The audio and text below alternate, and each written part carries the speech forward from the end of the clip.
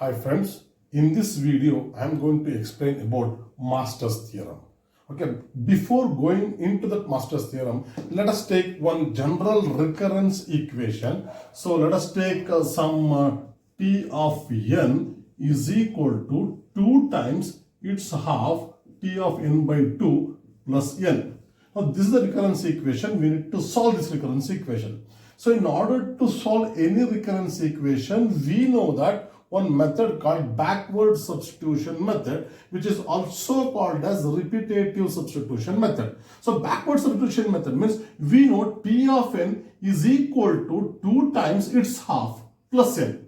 I'll repeat. A function is equal to twice its half plus n. Now what about this t of n by 2? Now again this 2 I am writing as it is 2, and this function is equal to what? 2 times its half. Its half means n by 4 plus n, and this plus n I am writing as it is.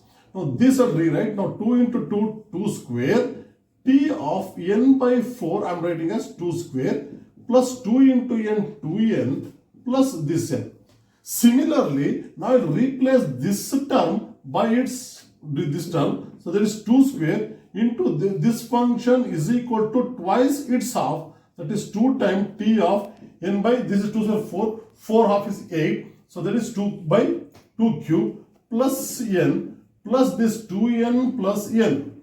So now if I simplify, so 2 cube t of n by 2 cube plus 2 square n plus 2n plus n. Similarly, next term is 2 to the power of 4 t of n by 2 to the power of 4, that is 2 cube n plus 2 square n plus 2n plus n. So like this term goes on, never ending. So up to certain end, we will stop. That I will take, that is I, that is see 1 2 to the power of 1 2 3 4 let. So a certain I. So t of n by 2 to the power of I plus c. Here if it is 2 square, here 2 to the power of 1. If it is 2 cube, 2 square.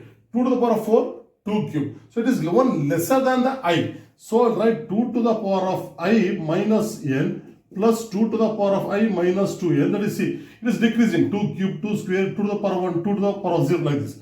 So certain stage it will be left by 2n plus n. So now I will call this equation 1.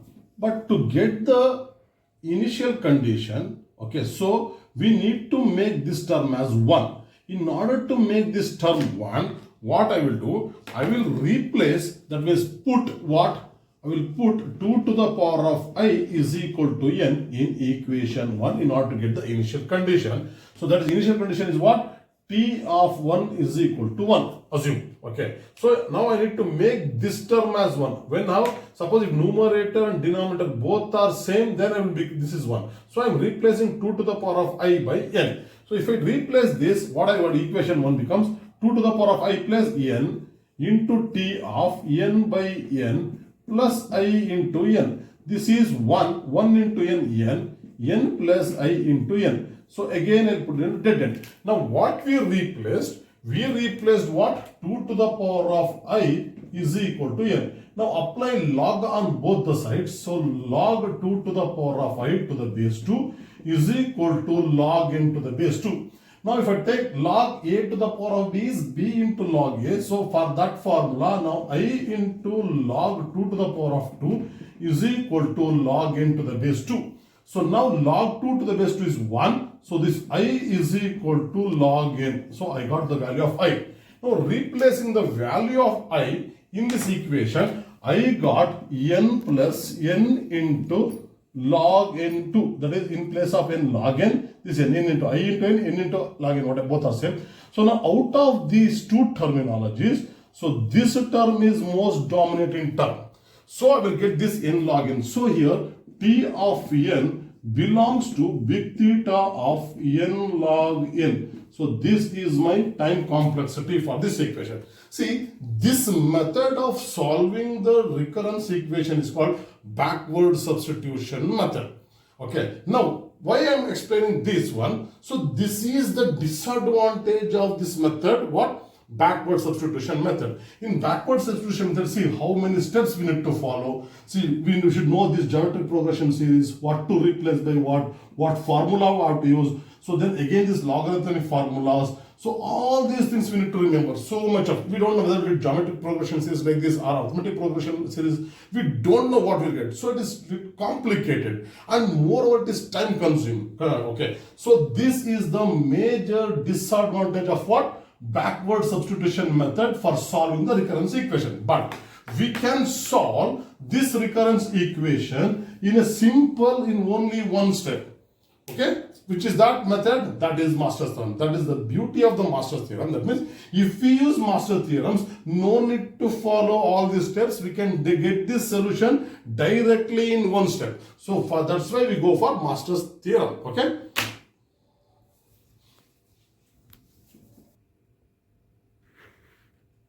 In my previous video, that is Introduction to Divide and Conquer Technique, I derived one equation that is called T of n is equal to A into T of n by B plus F of n, where A is nothing but the number of subproblems, B decides the size of the subproblem, F of n is the time taken to divide and merging. Okay, this is what we divide. Okay, now suppose in order to solve this Master's theorem, so we should know the values of A, value of B, and always see that how much time you are spending to divide, that depends upon the problem size.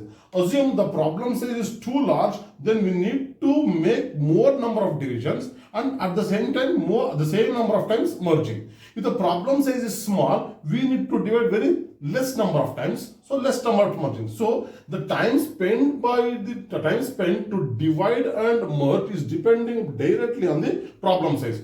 So we can write f of n, we can write it as n, but instead of writing the problem size n, we are writing the same problem in terms of some power of.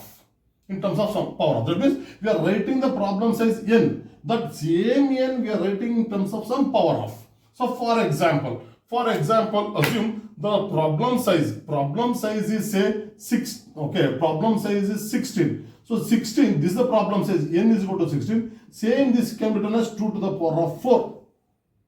Okay, 2 to the power of 4 of 16, that means now this is the value of D.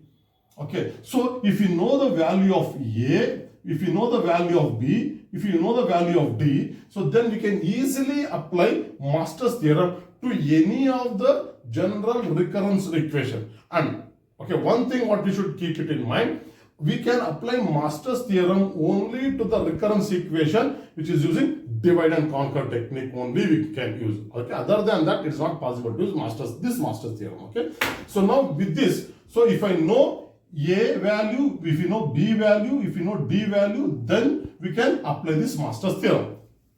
Okay, so now we'll see what is that A and BD. Okay, now I'm finding T of n belongs to big theta of what? N to the power of D if what? A is less than B to the power of D. If A value is less than B to the power of D, then you apply this formula.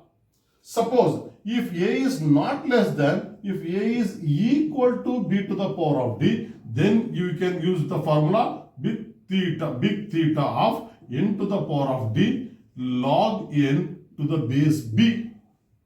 If suppose, what is another possibility? Lesser than, equal, over, another possibility is greater than. If A is greater than B to the power of D, then big theta of n to the power of log A to the base B. So this is our Master's theorem. Okay, so this is our what? Master's theorem. Now first we should know the value of A, we should know the value of B, we should know the value of D. So whichever the equation holds good, that accordingly we are using that respective equation. That's it. And okay, now let us take the same example. Now in this example, so what is the value of A? So here value of A is what? 2 in this equation. B in place of B, what is there? 2. So B value is 2. Now in place of f of n, n is there.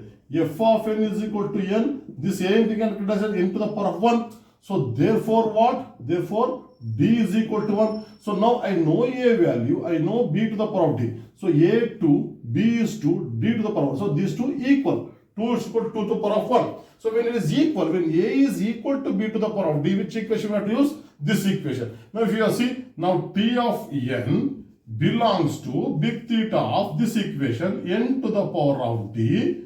So log n to the base b. Now d value is 1, 1. So this is belongs to big theta of n to the power of 1. So log n, b value 2. So n to the power of 1 is n only. See, we got directly this equation, directly we got. No need to follow all these steps. This is the beauty of this master's theorem. So to avoid or to overcome the disadvantage of this backward substitution method, we go for master's theorem. Now, here I written only for what case? Big theta. Big theta is average case. Suppose if they ask for average, best case, those the same thing. Instead of average case, you use what? Best case symbol, big omega. Suppose same master's theorem, if they ask for what? Worst case, then in the same place of this big omega, use what? Big O. That means this master theorem, this holds good for all three cases, big O, big omega and big theta. Hope you people understood. If you have any questions, please write in the comments. Thank you.